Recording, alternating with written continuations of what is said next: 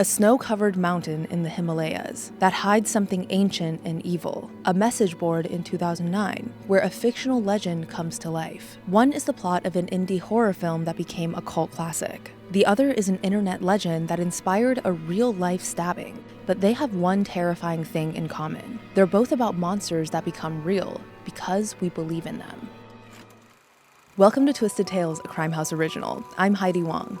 Every week, I'll take you deep into the true stories behind horror's biggest legends. From vengeful ghosts to bloody slashers to alien encounters and more, these real-life accounts are guaranteed to keep you up at night. But scary stories aren't any fun if you're telling them alone. If you've ever had a haunted moment or a twisted tale of your own, I want to hear about it. Drop it in the comments, the creepier the better.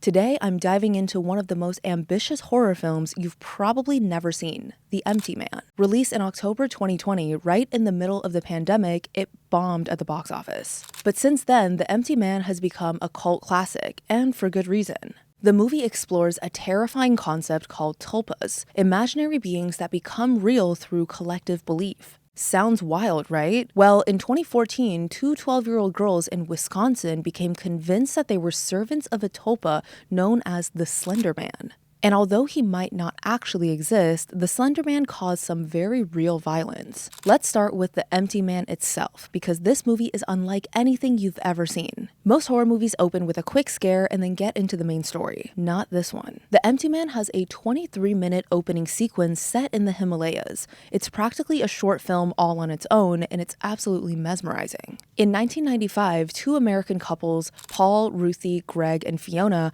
are hiking through the mountains of Bhutan. They're young, adventurous, and completely unprepared for what they're about to encounter. As they trek through the barren, freezing landscape, the hikers pass a cart of Buddhist monks. The monks stare at them with these blank, almost judgmental expressions. It's a direct visual reference to another movie that opens with an ominous encounter in a foreign land, The Exorcist. It's our first hint that they're trespassing somewhere that they shouldn't be. The cinematography here is gorgeous and unsettling. Director David Pryor, who spent 2 decades working with David Fincher, fills the frame with these massive wide shots of the landscape. The hikers look tiny and insignificant against the vastness of the mountains. Prayer flags flutter in the wind. The sky starts to darken. Lightning flashes in the distance. Then Paul starts hearing something. A low guttural hum that no one else can detect. It's described in the script as almost seductive, like a siren song pulling him forward. But before we dive into what happens to him, I want to talk about something real that this moment draws inspiration from: Third Man Syndrome. Third Man Syndrome is a documented phenomenon experienced by explorers and people in extreme survival situations. It's when you feel a presence with you even though you're completely alone. And this presence isn't just in your head. It guides you, encourages you, sometimes even saves your life. The most famous case of this is Ernest Shackleton's 1916 expedition to Antarctica. After he got trapped in ice, Shackleton and 2 friends had to trek across the island of South Georgia for over 36 hours through brutal conditions. What do you mean? What do you mean? You guys guess what? As they traveled, all 3 men felt like there was a 4th person with them. I would start crying. This wasn't a hallucination from exhaustion. All of them felt it separately, and it gave them hope when they needed it most. They believed this mysterious 4th presence helped them survive. And they're not the only ones who felt something like this. The writer John Geiger spent 5 years collecting stories from people who experienced Third Man Syndrome. He wrote about them in his book, The Third Man Factor: Surviving the Impossible. One of the most powerful accounts comes from Ron DeFrancesco, who was on the 84th floor of the South Tower during 9/11. When the second plane hit, Ron tried to escape but couldn't find a safe exit. He was ready to give up, to just lie down and die. And that's when he heard a voice he didn't recognize. It called Ron by name and told him to get up, saying, "Hey, you can do this." But it wasn't just a voice. Ron felt a physical presence lift him up and guide him to the stairs. Ron made it out alive. He was one of only 4 people to escape from above the 81st floor. So is Third Man Syndrome a guardian angel, a psychological coping mechanism, or something else entirely? No one really knows. But whatever causes it, Third Man Syndrome is very real. And The Empty Man takes this phenomenon and turns it on its head, transforming it from a source of inspiration into something terrifying. Back to the movie. When Paul hears that mysterious sound, he follows it, transfixed, and suddenly the ground gives way beneath him. He falls into a hidden cavern in the rock. Greg rappels down to rescue him, and what he finds down there is bone-chilling. The cavern is pitch black, except for Greg's flashlight beam. The darkness presses in on him, almost like it's alive. Tiny insects crawl across the stone. And then the light hits Paul. Paul is sitting in a perfect lotus position, completely catatonic, staring at this massive skeletal figure embedded in the cavern wall. This thing has multiple arms spreading out beside it like a spider web, with impossibly long, multi-jointed fingers interlocked in front of his chest. It's meant to evoke a Buddhist bodhisattva, a 1,000-armed enlightened being, except this one is dead, corrupted, wrong.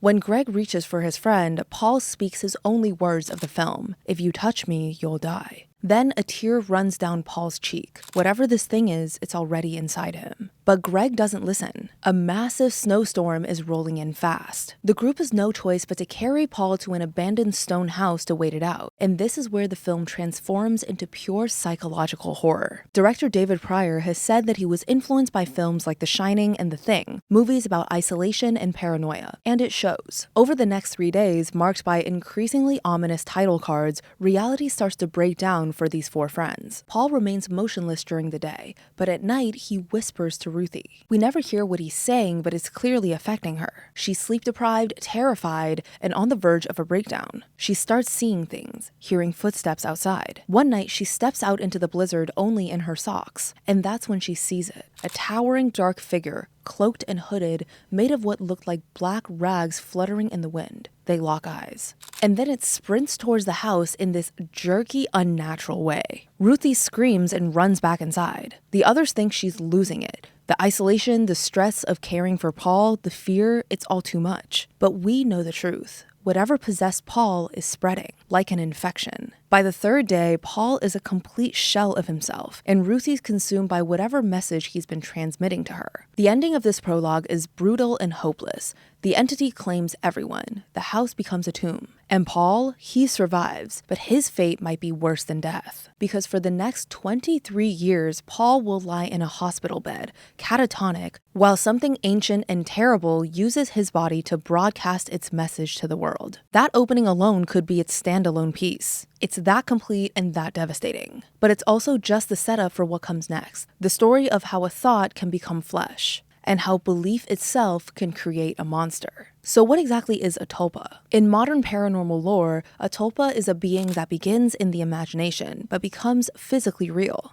It's created either through deliberate willpower or unintentionally, through the collective thoughts of many people. Basically, if enough people believe in something hard enough, it becomes real. Sounds like something out of a fantasy movie, right? But the history of this concept is absolutely fascinating and way more complex than you might think. Let's start at the beginning, or at least where Westerners first learned about this concept. The story begins with a woman named Alexandra David Neal. Born in 1868, she was a Belgian-French explorer, anarchist, and Buddhist who became the first European woman to visit Lhasa, Tibet's forbidden city. In the 1920s, Alexandra journeyed through Tibet studying mystical practices. She was fascinated by these tulpas, as the monks called them, although scholars now believe that she might have misunderstood or even romanticized what she learned. In traditional Tibetan Buddhism, the concept is much more specific. Monks would create temporary entities through meditation, usually formless or in the shape of common animals, to help overcome attachments. So let's say a monk was scared of spiders, he might create a tulpa that would approach a spider fearlessly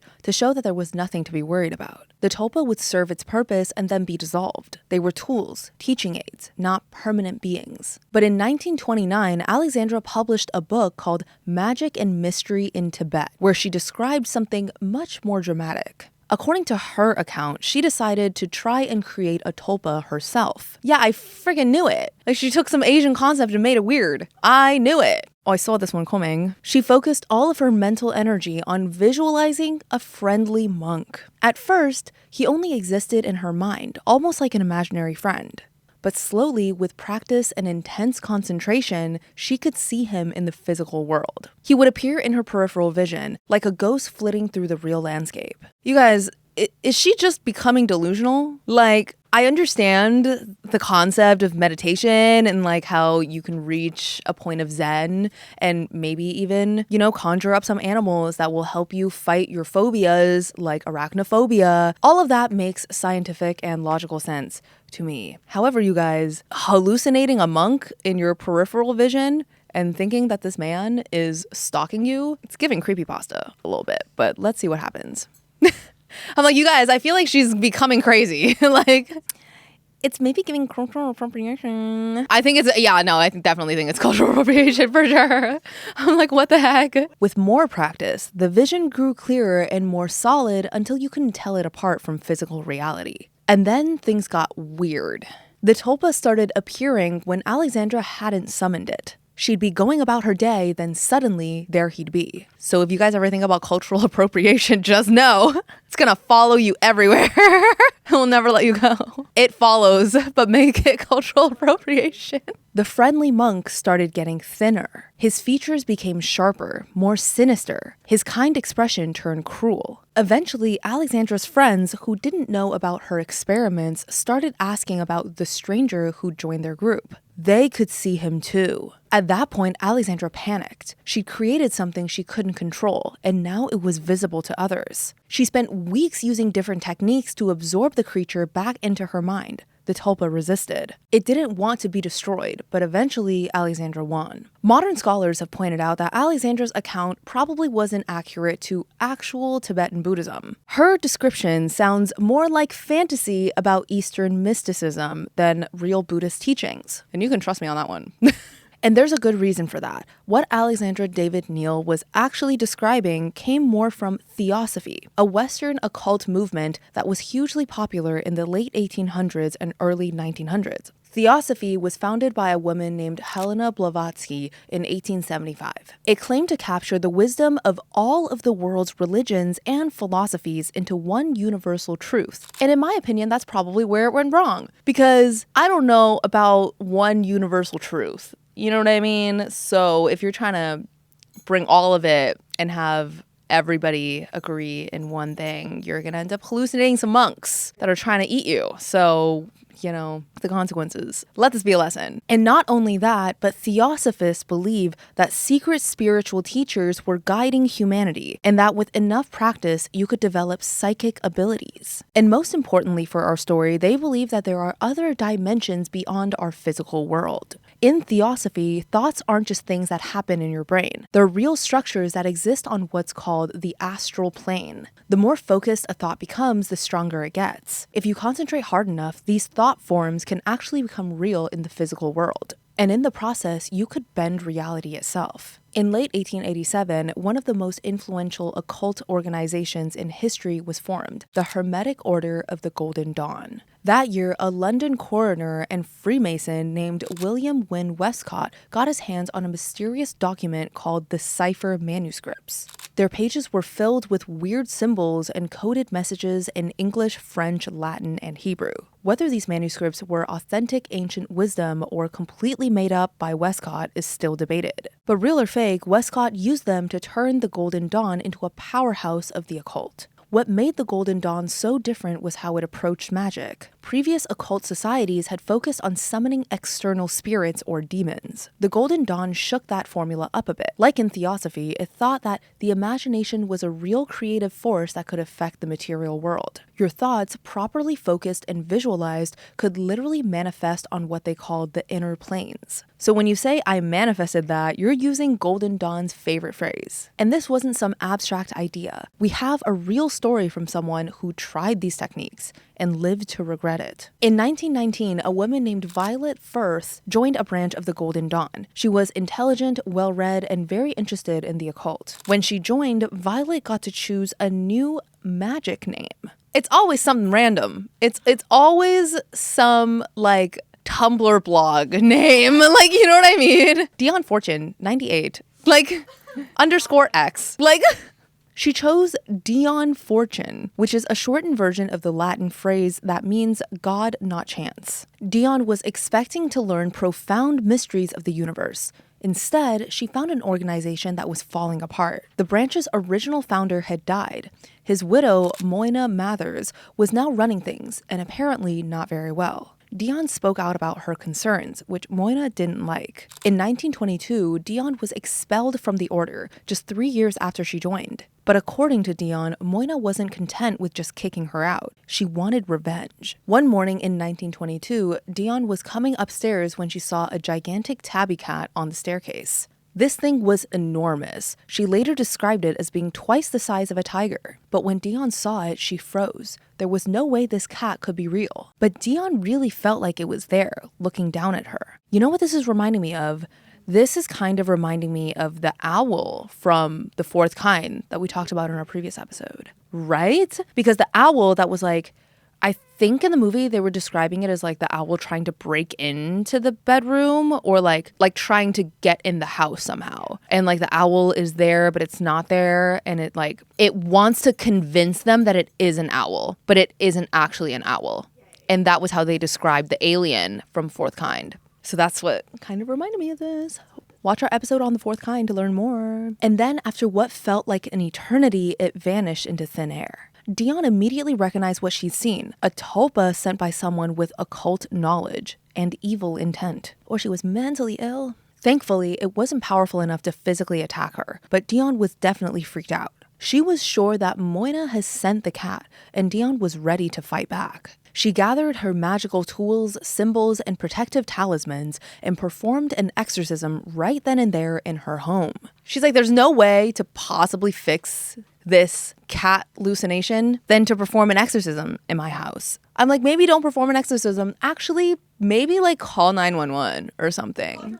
Like you might be having a stroke. You know what I mean? Like if you're hallucinating a cat, guys, you might be having a stroke or something. Like there might be something is not right.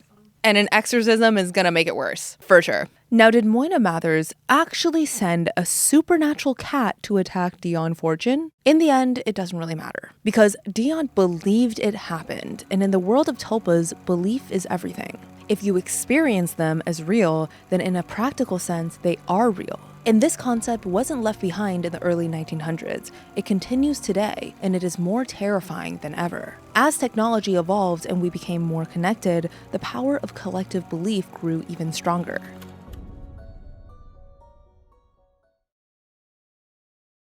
In 2009, someone created a tulpa on the internet. This is definitely not a tulpa, but I remember on TikTok, maybe about a year or maybe longer ago, like especially on Film Talk, a bunch of people started talking about this like fake movie that didn't exist. And people thought it was real for a long time. Like it was like this collective secret that like the movie didn't exist. And if you like knew that it didn't exist, you weren't supposed to tell anyone. By the way, you guys, I'm talking about, I think it's called Zapata.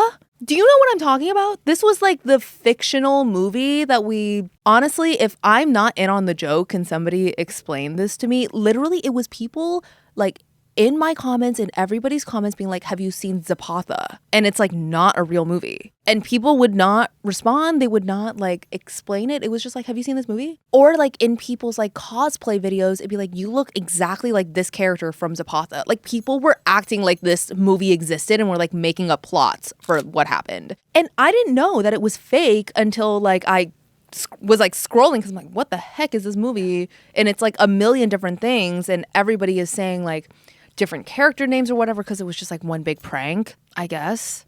I wouldn't say it's like a tulpa, but it was definitely a situation, you know, a thing on the internet that everybody just kind of agreed to not explain, I guess. Yeah. And even now I'm still kind of confused about what the heck Zapata is. So And for a pair of 12-year-old girls, this creature became so real, it drove them to attempt murder. On June 10, 2009, a user named Victor Surge posted 2 black and white pictures to the Something Awful internet forum. Something Awful is a comedy website known for its edgy humor. They were holding a Create Paranormal Images Photoshop contest where users would manipulate ordinary photos to make them creepy. Victor Surge's submission showed groups of children in what looked like vintage photographs. In the background of each photo, barely visible in the shadows, was a tall, thin figure in a black suit. It had no face. The captions were chilling. We didn't want to go. We didn't want to kill them. But its persistent silence and outstretched arms horrified and comforted us at the same time. And one of 2 recovered photographs from the Sterling City Library blaze. Notable for being taken the day which 14 children vanished and for what it is referred to as the Slender Man. What made Slender Man so effective is how real it seemed. The vintage look of the photos, the specific details, Sterling City Library blaze, 14 children vanished. It felt like documented history, and the Something Awful community immediately recognized the genius of it. Within hours, other forum users started creating their own Slender Man content. New photos appeared, each adding details to the mythology. He was impossibly tall, somewhere between 8 and 15 feet. Inhumanly thin. He wore a black suit like a businessman, and his limbs were too long. His face was also completely blank, just smooth, pale skin where eyes, nose, and a mouth should be. And he had tentacle-like appendages that would sprout from his back, reaching out for his victims. Most terrifying of all, he targeted children. If you saw him, you were marked, doomed. The legend grew on its own, with people adding new details and building on each other's ideas. Slender Man lived in the woods. He could teleport or appear in multiple places at once. He would stalk you for days or weeks before taking you. Within weeks, Slender Man had exploded beyond the Something Awful forums. Fan art flooded the internet. There was fanfiction, cosplays, entire wikis dedicated to documenting every piece of Slender Man lore. By 2012, just 3 years after Victor Surge's original post, Slender Man was a full-blown cultural phenomenon. And I think that's around when I heard about it too. Like 2012, 2013, 14-ish, right? Like the creepypasta era. And here's where the Tulpa of it all comes into play. People started claiming that Slender Man wasn't just a fictional character. Some people claimed that he existed in folklore all along under different names. The Pennywise syndrome, right? Like he kind of just looks like a clown, but he's like actually something totally different, like an entity kind of thing. One being the German Der Grossmann, a tall, faceless figure that stalked children in the Black Forest. But here's the thing. Most of these ancient connections were fabricated by fans themselves. They created fictional folklore and invented historical stories to make Slender Man seem more legitimate. They were writing the very history that they claimed to have discovered. Others took it even further. They claimed that even if Slender Man had started as fiction, the collective belief of millions of people had given him real existence as a tulpa.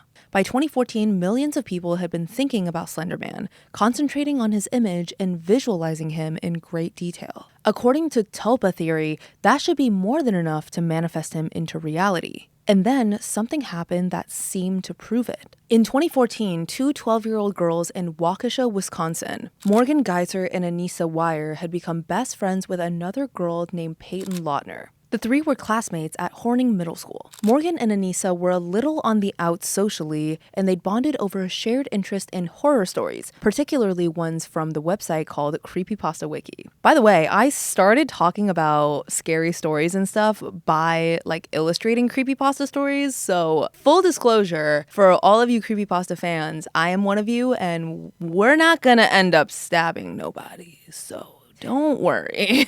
We're not all crazy. I'm like, this is how I started TikTok, literally.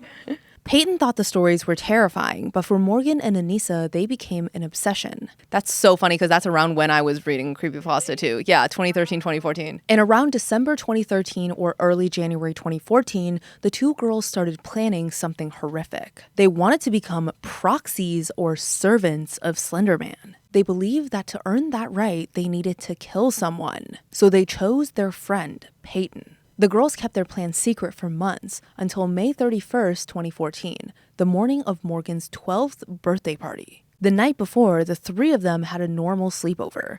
They went to a roller skating rink, came back to Morgan's house, played dress up, and ate breakfast together. After that, they asked Morgan's mom, Angie, if they could go play in the woods near David Park. Angie didn't see why not. She later told ABC News that it just seemed like an innocent walk. But if she really knew what Morgan and Anissa were planning, she would have never let them go. Peyton later described what happened. When the girls got to the park, they lured her into the woods for a game of hide and seek. Anissa told her to lie down on the ground and cover herself with sticks and leaves as a way to conceal herself. But it was really just a trick to get her down there. When Peyton was looking away, Morgan secretly showed Anissa the 5-inch kitchen knife she'd taken from her house. They stabbed Peyton 19 times in the arms, legs, and torso. Morgan did the stabbing while Anissa egged her on, telling her to keep going. When they were done, they left Peyton to die. The attack was brutal. One stab wound came within a millimeter of Peyton's heart. Somehow, she managed to crawl out of the woods to a bike path, where a passing cyclist found her and called for help. Peyton was rushed to the hospital,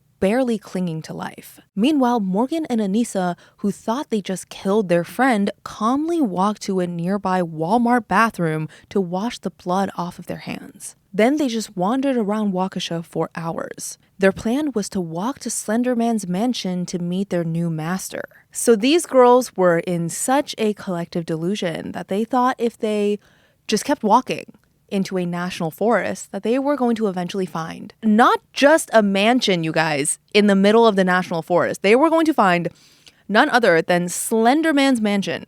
And this is why you gotta watch your kids. Police found them that afternoon walking along Interstate 94 just outside of town. They were arrested on the spot. When the officers took Morgan and Anissa into custody, they told investigators they believed Slender Man would kill their families if they didn't follow through with the murder. They genuinely thought they had no choice. This was Tulpa belief taken to the most extreme end. The thought form had become so real in these girls' minds that they attempted to commit murder for it.